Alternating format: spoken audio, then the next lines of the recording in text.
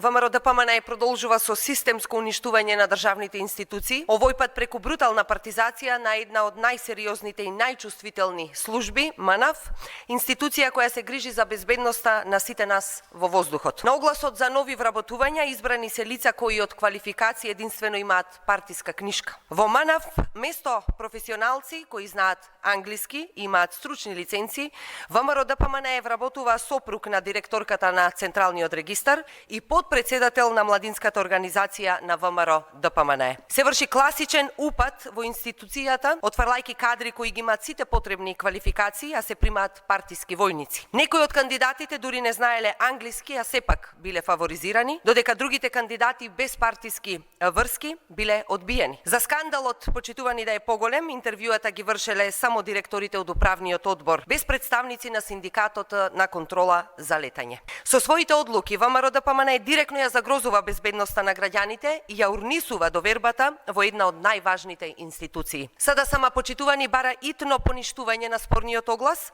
враќање на професионалните критериуми и оставка од сите кои го овозможија токму овој срам.